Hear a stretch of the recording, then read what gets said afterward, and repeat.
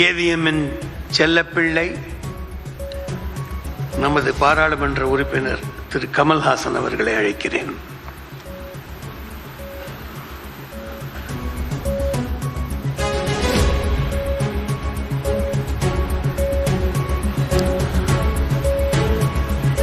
மாண்புமிகு தமிழக முதல்வர் அவர்களுக்கும்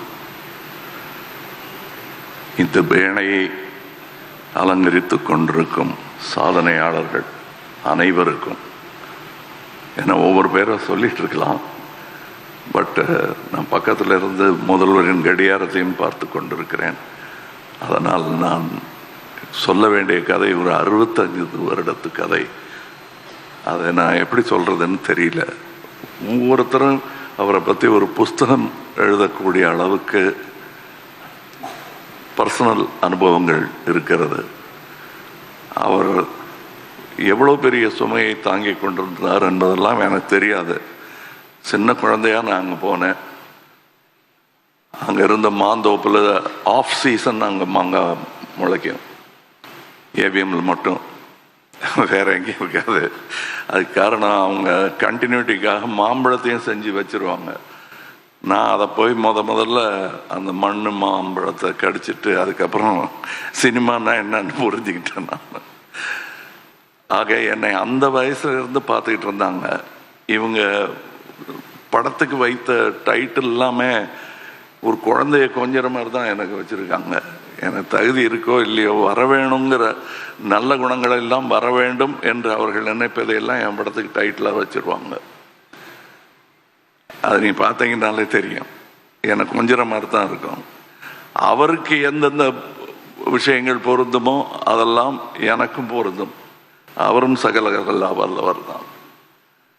அதெல்லாம் தனக்கு இருக்கிற புகழையெல்லாம் அவர் அப்படி கொடுப்பார். அவர், நான் அவர்கிட்ட சின்ன வயசுல இருந்து இருந்ததுனால கொஞ்சம் தைரியமாக பேசுவேன். இப்போ சொன்னார் இல்லையா, வைரமுத்து சார் சொன்னார், இதில் நீங்கள் யாருன்னு எனக்கு தெரியும், தெரிஞ்சிருந்தா கூட நான் போய் அவங்க கூட தைரியமாக பேச முடியும். ஒரு முதலாளி அப்படிங்கிறது எனக்கு புரியறதுக்கே ரொம்ப நாளாச்சு. அதுவும் சகலகலாவனுக்கு பிறகு இப்படிலாம் அதிக பிரசங்கம் செய்யக்கூடாது என்பதை எப்படி களத்தூர் கண்ணமால எனக்கு டைலாக் சொல்லி கொடுத்தாங்களோ அந்த மாதிரி சொல்லி கொடுத்தவர் முத்துராம் சார் அவர்கள். இப்போ எனக்கு வாழ்நாள் சாதனையாளர் விருது ஒரு வர முடியல. அவர் தான் போய் அங்கே அவர் பேசினதும் எனக்கும் ஏவிஎம்முக்கும் உள்ள தொடர்பு என்ன என்பதை உங்களுக்கு விளக்கும். இந்த ஏவிஎம் குடும்பம் என்று சொல்லும் அவர்களுடன் ஒட்டிக்கொள்வதில் எனக்கு பெரிய பெருமை. அந்த உரிமையை அவர்கள் கொடுத்ததற்காக நன்றி சொல்ல கடமைப்பட்டிருக்கிறேன். இங்கு வந்திருப்பவர்கள் எல்லோருமே சம்பிரதாயத்திற்காக வரவில்லை என்பது எனக்கு தெரியும். அவர்கள் எல்லோருமே அன்பிற்காகவும் மரியாதைக்காகவும் வந்தவர்கள், மாண்புமிகு முதல்வர் உட்பட. இந்த வளாகம் நான் களத்தூர் கண்ணம்மால படிக்க ஆரம்பித்த போது ஏவிஎம் இன்ஸ்டிடியூஷனில் நான் படித்தேன் என்பதில் எனக்கு பெருமை. அது ஏதோ ஜோக்குன்னு நினச்சிட்டு இருக்காங்க, இல்லை மேடை அலங்காரத்துக்காக நான் சொல்லும் ஒரு விஷயம்னு. அப்படி அல்ல, அது மிக அல்ல. நான் அங்கே படித்த விஷயங்கள் தான் எனக்கு இன்று வரை கை எடுத்து கொண்டிருக்கின்றன என்பது மிக இல்லாத ஒரு கூற்று. அதை வழிமொழிய எனக்கு மூத்தவர் எஸ்பிஎம் அவர்கள் இருக்கிறார்கள். அவர்கள் கற்றுக்கொண்டதெல்லாம் இந்த பள்ளியிலிருந்து தான். இந்த பள்ளி, இந்த இன்ஸ்டிடியூஷன்ல இருந்து வந்தவங்க எல்லாமே இன்ஸ்டிடியூஷனாக மாறிட்ட அந்த அதிசயம் இந்த காம்பவுண்டில் நிகழ்ந்திருக்கிறது. இனியும் நிகழ வேண்டும் என்பதுதான் என்னுடைய ஆசை. இந்த பள்ளிக்கூடம்லாம் அப்போ கட்டலை. நான் கேட்டுட்டு இருந்தேன் அவர்கிட்ட, பாலசுப்ரமணியன் சார்கிட்ட, அப்படி கட்டியிருந்தாங்கன்னா நான் படிச்சும் இருப்பேனோ என்னமோ. இதே பள்ளிக்கூடத்தில் என்ன சேர்த்துட்டு இருப்பாங்க, வேற பள்ளிகளில் சேர்த்துக்கிறது கொஞ்சம் யோசிச்சாங்க. என்னுடைய குணாதிசயம் தெரிந்து என்னை எப்படி வழி நடத்த வேண்டும் என்று தெரிந்த பள்ளி ஏவிஎம் பள்ளி. சிறப்பாக கற்றுக் கொடுத்தார்கள். நான் தவறு செய்யும் போது சத்தமாக சொல்லாமல், நான் நல்லதுகள் செய்யும் பொழுதெல்லாம் என்னை தோளில் தூக்கி கொண்டாடியவர் சரவணன் சார். அது நான் அபூர்வ சகோதரர் ராஜபார்வை முடிந்த பிறகு அவர் சொன்னார், நான் இப்படி பண்ணலாம் சார், அப்படி பண்ணலாம் சார், என்ன சார் இப்படி இருக்குலாம் சொல்லிட்டு இருப்பேன். எடுத்து பாருங்க கமல். எல்லாரும் நினைச்சிட்டு இருப்பாங்க எடுத்து பாரு கமல், எடுத்து பாருடா கமல் தான் பேசியிருப்பாரு சரவணன். இல்லவே இல்லை. நான் 16 வயசுல மறுபடியும் அசிஸ்டண்டா சேர்ந்த போது அவர் மட்டும் இல்லை, எஸ்பிஎம் சாரும் என்ன வாங்க கமல் அப்படின்னாரு. ஏதோ தப்பு பண்ணிட்டோம் போல் இருக்கு, என்ன நீங்க வாங்க போங்கன்னு சொல்றாங்களே அப்படின்னு நினைச்சிருந்தேன். அப்புறம் என்ன கூப்பிட்டு சொன்னாங்க, நீயும் இனிமே எல்லாரையும் அப்படியே சொல்லு. நான் இன்னி வரலாம் அப்படிதான் இருக்கேன் சார். அந்த பாடத்திற்கும் நான் ஏவிஎம்ற்கு நன்றி சொல்ல வேண்டும்.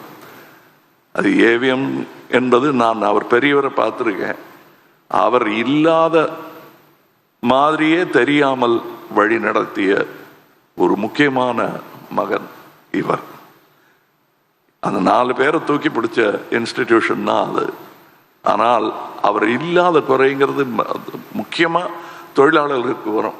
முந்தி மாதிரி இல்லைங்க அப்படின்னு அப்படி யாருமே சொல்லலை.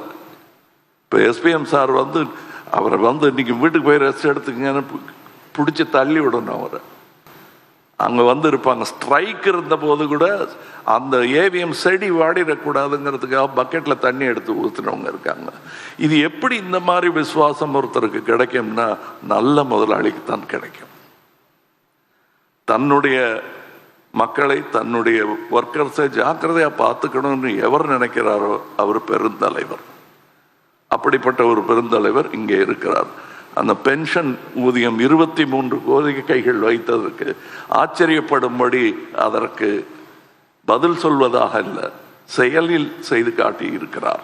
இந்த அரங்கத்தில் அந்த நன்றியை சொல்வது முதல்வருக்கு செய்யும் கௌரவமாகும். காரணம், இந்த வளாகமே உருவாக்கப்பட்டது அவர்கள் தொழிலாளர்களுக்காக. அதனால தான் சொன்னேன், நான் கொஞ்சம் நான் படிக்கிற காலத்தில் இதை கட்டியிருந்தா படிச்சிருப்பேங்கிற அளவுக்கு எனக்கே இருக்குன்னா, அங்கே இருக்கிற தொழிலாளர்களுக்கு எவ்வளோ பெருமையாக இருக்கும். இந்த பெருமையெல்லாம் அவங்க பெருசாக வெளியே சொல்லிக்கிட்டது கூட கிடையாது. இந்த மேடையில் சொல்லும்போது தான் தெரியும். காந்தியார் அவர்கள் பார்த்த முதல் படம் என்னன்னு பார்த்தா அதுலேயும் பெருமை இருக்கு ஏவிஎம்க்கு. அவங்க தொழில்நுட்பத்தில் செய்திருக்கும் வித்தியாசங்களை எல்லாம் இன்று நாங்கள் செய்ய முயன்று கொண்டிருக்கிறோம். இந்த வசதிகள், இந்த டெக்னிக் இல்லாத போது சின்ன சின்ன விஷயங்கள் நான் சொல்லிக்கொண்டே போக முடியும். இப்போ குஹன் சார்லாம் விளையாடி இருக்கிற ஒரு சறுக்கு மரம் ஒன்று இருக்கும் எதிர்க்க, இப்போ இருக்கிற அந்த பங்களாவுக்கு எதிர்க்க. முதல்ல அதுதான் பங்களாவாக இருந்துச்சு. அதில் எப்படியாவது போய் விளையாடணுன்னு முத்துராம சார் அங்கெல்லாம் போகக்கூடாது, நீங்கள் வான்னு கூப்பிட்டு வருவார். அங்கே விளையாடவே விட மாட்டீங்களா அப்படின்னு நினச்சிட்டு இருந்தபோது அதே இடத்துல எனக்கு ராக் அண்ட் ரோல் தியேட்டர் போட்டு கொடுத்து அதில் டப்பிங் பேச வச்சாங்க. அந்த கருவி தான் நான் விளையாடுவதற்கு சரியான கருவி என்று என்னை ஒரு பிள்ளையாகவே சொன்னார்கள். அதனால்தான் பேர் செல்லும் பிள்ளை என்று அவர்கள் படத்திற்கும் பெயர் வைத்தார்கள். இங்கே முதல்வர் ஐயா அவர்கள் பேசவிருக்கிறார்கள். அவருக்கும் நிறைய கதை இருக்கிறது. இந்த சரவணன் சாருடைய 65 வருடத்தில் அத்தனை வருடத்திலும் எனக்கு தொடர்பு இருந்திருக்கிறது என்பதில் எனக்கு பெருமை. காரணம், அவர் கையை பிடிச்சிக்கிட்டு நடந்து வந்த பிள்ளை இன்று இந்த மேடையில் அவருக்காக நினைவை ஒன்றை உங்கள் முன்வைக்கிறது. அவ்வளவுதான். வைரமுத்து அவர்கள் சொன்னது போது பெருசாக கண்ணீர் வடிக்க வேண்டிய அவசியம் இல்லை. ஏன்னா அவர் செய்த நல்லவைகள் எல்லோர் மனதிலும் ஒரு புன்னகையை வரவழைக்கும். அதற்கு நன்றி சொல்வோம். அவர் என்றும் நம்முள் திகழ்ந்து கொண்டிருப்பார். என்னை பொறுத்தவரை என்னுள் நிகழ்ந்து கொண்டிருப்பார். அவர் இருக்கிற மாதிரியே பேசிட்டு இருக்கிற மாதிரியே எனக்கு தோணும். ஏன்னா அப்படிப்பட்ட நல்ல அட்வைசஸ் சில சமயம் கேட்டிருக்கேன், சில சமயம் கேட்காம இருந்திருக்கேன். கேட்ட போதெல்லாம் கிடைத்த பலனுக்கான நன்றியை இந்த மேடையில் சொல்வதுதான் சரியாக இருக்கும். நன்றி ஐயா.